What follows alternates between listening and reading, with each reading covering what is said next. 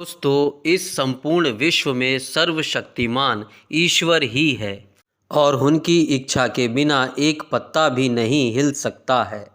यह बात समय समय पर सिद्ध हो चुकी है कि ईश्वर प्रत्यक्ष रूप से भले ही दिखाई ना दे, लेकिन अप्रत्यक्ष रूप से वे इस संसार के हर कण कण में बसे हुए हैं। यह बात भी सत्य है कि हम में से कुछ लोग बहुत ही भाग्यशाली होते हैं, क्योंकि उन पर ईश्वर की विशेष कृपा होती है। भगवान श्री कृष्ण ने व्यक्ति के ऐसे 7 लक्षणों के बारे में बताया है। अगर ऐसे 7 लक्षण किसी मानव में दिखाई देते हैं तो वो साधारण मानव नहीं है।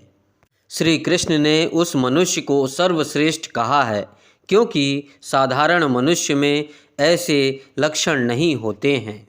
एक व्यक्ति के अंदर जन्म से ही ऐसे लक्षण दिखाई देने पड़ते हैं और जब वो बड़े हो जाते हैं तो उन्हें कीर्ति प्राप्त होती है। श्री कृष्ण के अनुसार प्रत्येक मनुष्य के जन्म के पीछे कुछ उद्देश्य होता है।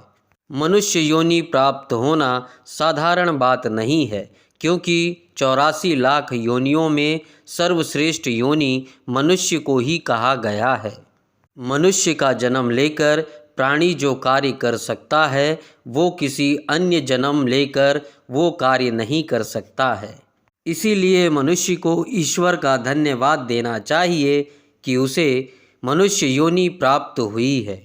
मनुष्य का वेश धारण करने वाले प्रत्येक प्राणी को इसका धन्यवाद करना चाहिए। संसार में कल्याण की भावना से काम करने चाहिए, लेकिन कुछ मनुष्य का शरीर लेकर जानवरों के जैसा काम करते हैं। हम में से कुछ लोग बहुत भाग्यशाली होते हैं, जिनके पास कई देवीय शक्तियाँ होती हैं। उनके पास ऐसी देवी शक्तियाँ होती है इर्द गिर्द, जो उन्हें सही राह दिखाती है। ये लोग दूसरों को भी धर्म के मार्ग पर चलने के लिए प्रेरित करते हैं।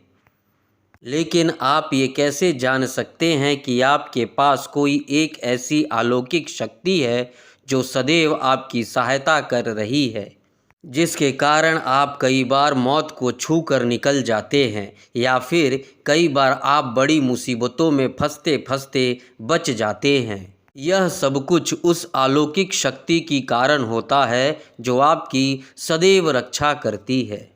आज हम आपको ऐसे ही कुछ संकेत बताने जा रहे हैं, जिससे आपको पता चल सकता है कि आप कोई साधारण मानव नहीं हैं। सबसे पहला संकेत भगवान श्री कृष्ण करते हैं कि जो मनुष्य किसी भी कार्य को करने से इस बात का विचार नहीं करता कि उसमें सुख या दुख है, चाहे सर्दी हो या गर्मी हो, वह अपने कार्य को बीच में नहीं छोड़ता है। दूसरा लक्षण है जो मनुष्य कभी किसी की बुराई नहीं कहता। श्री कृष्ण कहते हैं कि वही व्यक्ति सर्वश्रेष्ठ होता है जो मनुष्य किसी की निंदा करने से बचता है। जो व्यक्ति दूसरों के बारे में अच्छी बातें करता है, वही व्यक्ति श्री कृष्ण के अनुसार सर्वश्रेष्ठ होता है। जो व्यक्ति दूसरों की निंदा करते हैं, अपमानित करते हैं, वो व्यक्ति जीवन में कभी सफल नहीं होते हैं। तीसरा संकेत है जो व्यक्ति अपने दैनिक कार्यों से बचा हुआ समय ईश्वर के स्मरण में, पूजा में, भजन में, कीर्तन में, आराधना में करता है। जो व्यक्ति ईश्वर को ही सर्वमर्थ मानते हुए उसकी पूजा आराधना करता है, वो व्यक्ति सर्वश्रेष्ठ होता है। उस व्यक्ति के आसपास में ईश्वर का एक पवित्र घेरा होता है, जिससे उस व्यक्ति को ईश्वर के होने का प्रमाण होते रहता है। चौथी बात, जो व्यक्ति समाज के प्रति अपना दायित्व समझते हुए अच्छे और बहुत ही ज़्यादा पुण्य के काम करता है। मुसीबत में फंसे हुए लोगों की, गरीब और लाचार लोगों की मदद करता है। पांचवा संकेत है अन्याय नहीं करता। श्री कृष्ण कहते हैं जो व्यक्ति किसी के साथ अन्याय नहीं करता, जो व्यक्ति किसी के अधिकार को छीनने की कोशिश नहीं करता, वो व्यक्ति श्री कृष्ण के अनुसार सर्वश्रेष्ठ माना जाता है। छठवां संकेत है पूर्वाभास होना।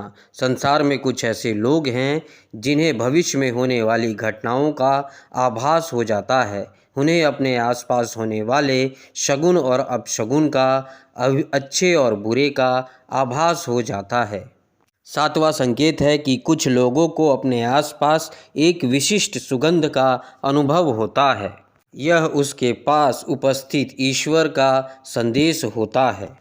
आठवां संकेत है जिस व्यक्ति की नींद अक्सर ब्रह्म मुहूर्त में खुल जाती है वो व्यक्ति भाग्यशाली होते हैं। कहा जाता है कि ब्रह्म मुहूर्त में देवताओं की उपस्थिति होती है, इसलिए वो मनुष्य बहुत ही भाग्यशाली होते हैं जिनकी नींद ब्रह्म मुहूर्त में खुल जाती है।